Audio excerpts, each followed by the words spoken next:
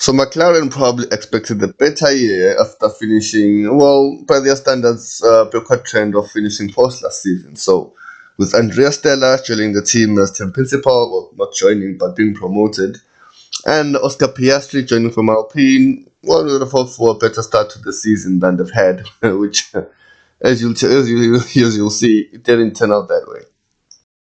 So in Bahrain, first race of the season, neither driver made Q3. Lando qualified 11th and Oscar qualified 18th.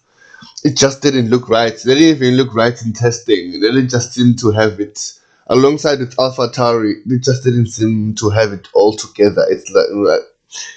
It's like for me, they're still trying to get to grips with the car, which shouldn't be happening at a team like McLaren. Anyway, qualified 11th and 18th. Obviously, Oscar didn't even make it into Q2. And in the race, pretty much it was a disaster.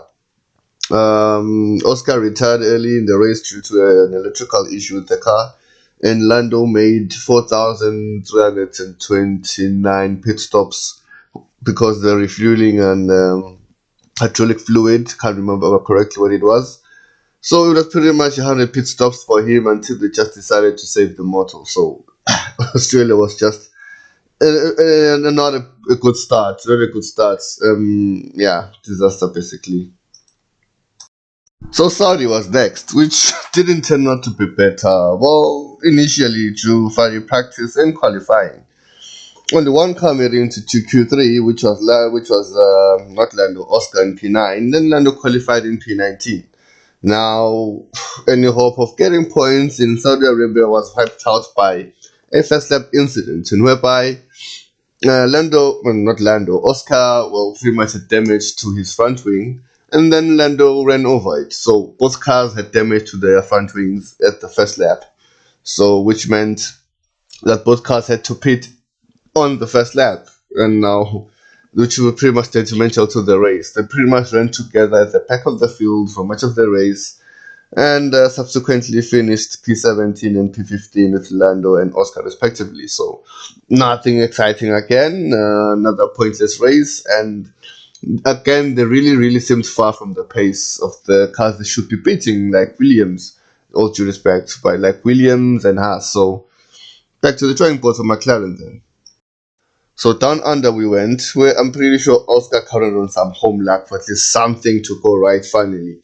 Which after Saturday's qualifying, after they qualified P16 and P13 for Oscar and Lando respectively, it didn't look quite good. But as luck would have it, chance would have it also. They've got double points on Sunday. Finally, points for the team. Lando finished P6, Oscar finished P8. But honestly speaking, it wasn't through pace. It was just through those three red flags, especially the last stupid one, which was unnecessary. But I'm not about there. But anyway, finally points for them. And as luck would have it, he just managed to escape all the carnage that was happening. So yeah, finally points for the team, but this was just luck and nothing more. Now, thanks to those miracles in Australia, pretty much that's where the team stands right now in the championship. Lando has 8 points, is eighth, and Oscar has 4 points because of the P8 in his home race, which it brings him to 13th in the standings.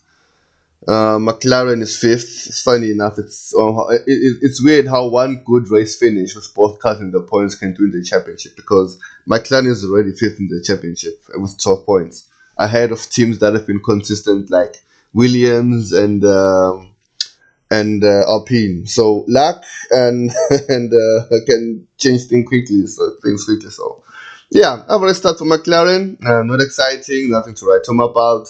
They better have a bigger car to challenge the top 10 in the second half of the season. So yeah, that's it from the team from Woking.